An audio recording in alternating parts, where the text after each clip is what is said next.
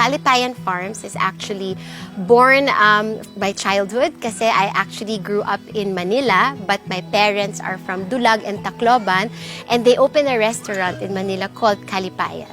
So as I got older, it actually closed, and then I was very happy to have found farming because I went back to school and I met a friend that was a farmer, and dinala niya ako sa Pulilan, Bulacan. And then sabi ko, wow, parang bagay ang Calipayan Farms dito sa lugar na to. So nagalingan ako kasi bilang isang taga Maynila na, I grew up knowing that food comes from shops and convenience stores, and that I would wake up and food would be prepared already for me. I never really thought about where the source of food was. But because I went to Pulilan, Bulacan, I was very amazed at the beautiful natural resources that the Philippines has. So when I saw it, I said, wow, ang ganda ng mga tanawin. So natural farming in concept is really just indigenous microorganisms. So I would always make it like food that we make ourselves, diba? Diba bago tayo kumain, nagmi-mise en place tayo. Kumbaga, pine-prepare natin, sinachop natin yung ating mga onion, garlic, ganyan. So sa ating halaman at sa ating hayop, ganun din. So ang tinuro nila sa amin ay tinatawag na fermented fruit juice at plant juice. So this liquid format is actually what you call already fermented fruit, kung prutas ang linagay mo, fermented plant, kung plant, at ito ang kailangan ng halaman para siya ay magkaroon ng malakas na tindig, tapos maganda yung bunga, meaning it has a good color, it has a good lush of leaves. So these are the things that they need. And what are they made of? It's potassium, it's nitrogen. So these are the things that in a store you can buy, but it has also the bad effects. But this one, you can make yourself. It's very affordable, you know, because it's something that is available around you. And then you can make it yourself and the result is the same.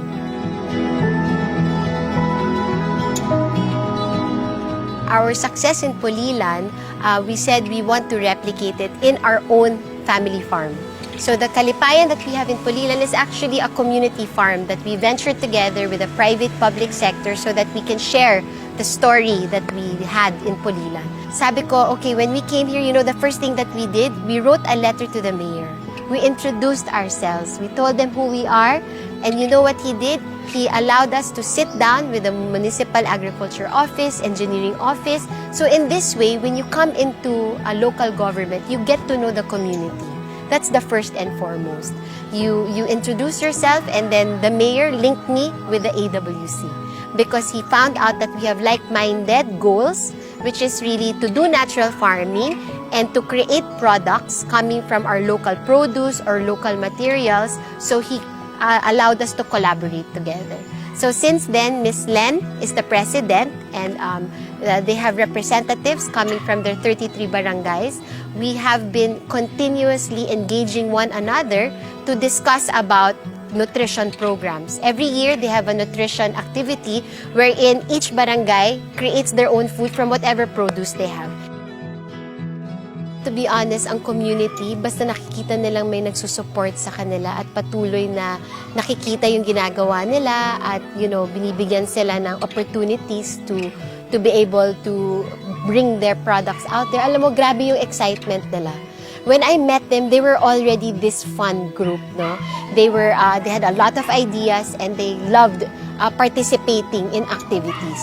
One thing that we want to really develop with them is that continuity in programs na you set a goal, no? And in that goal, livelihood should be the number one. So before that, there wasn't much of a livelihood yet. There were some activities that they would earn from it, but it wouldn't be a permanent thing, no? So that's something na antabayanan pa natin dito sa mga bago nilang produkto kasi seems like they've hit some market value, you know, in terms of atsara and suman. These are products that are very much in demand in Manila. Like kami mismo in our restaurant in Manila, meron kaming inasal, pero wala kaming pares na atsara. And I think this very well thought of product of using coconut shoot, which is not easy to harvest. And I'm sure, I hope that our viewers can be able to taste it because when I tasted it, it was exactly how I remembered eating it when I was young. in Leyte, where we would always visit kasi they have a lot of coconut there also. That's a commodity we don't get enough of in the Philippines, right? So they harvest it. It's so juicy. It's so juicy, it's so tasty, it's so naturally sweet.